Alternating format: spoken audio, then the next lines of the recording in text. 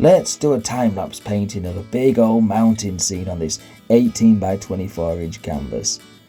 Now this canvas has been coated in a very, very thin layer of liquid white, but you could use linseed oil and titanium white mixed. I'm paying close attention to the brush strokes because I want different effects for the water below and the sky above. Once I've got a colour on the canvas, I'm just going to blend these together into that liquid white. Really get firm with this. Now on a fan brush we're using some titanium white, pure titanium white, creating all kinds of wibbledy-wobbledy effects. Now the white won't stay pure white as it mixes with the colour that's already on the canvas. A little bit of dark colour underneath these clouds, and we've got some shadows. Just tease the shadow into the highlight, blend up, and we've got some nice little clouds there. Just like that. Now let's work on some very big mountains, some irregular triangular shapes. We're used to using a dark colour made by brown, black, bit of blue, whatever dark colour we've got going really, maybe a bit of crimson in there as well. Scrape off any excess paint and then just pull out using a big old brush.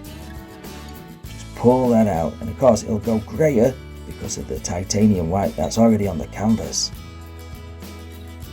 Now what I'm doing is using a little bit of brown and white mixed just to give us a first highlight colour onto these mountains, and then a little bit of a baby blue colour, a pale blue colour for the shadow side. Be very delicate with this, very gentle, no pressure.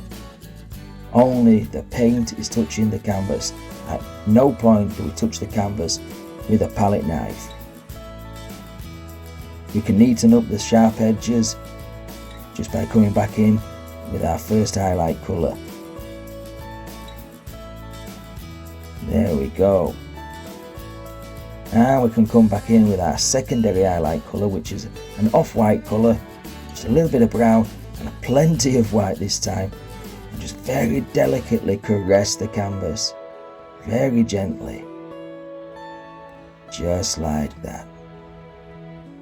Again, neaten up the edges, add a little bit more shadow if we need to.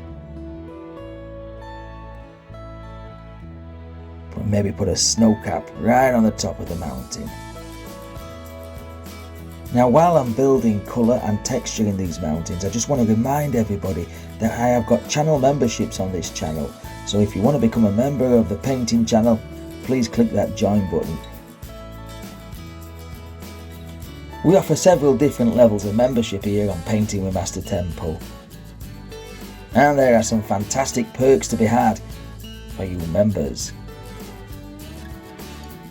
We have emojis that you can use during your comments. There's a fantastic little icon next to your name, members only videos, and every now and again a member will win a certain painting that we have done on the YouTube channel. Now depending on the level of your membership will determine the size of the canvas that is used for the giveaway. And every single canvas, every single painting will be to the same standard, the standard that I command.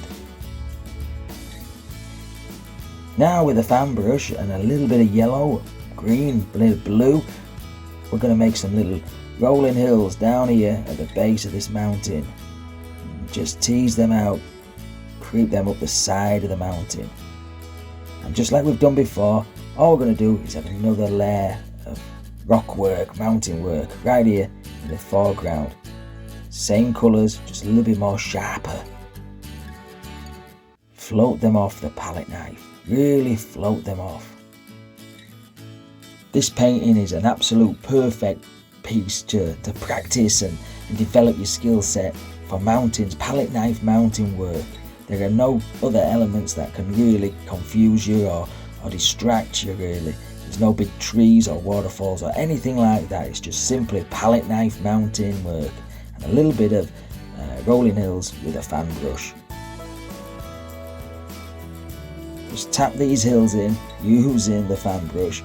Remember shadows and highlights in your green work as well as your stone work.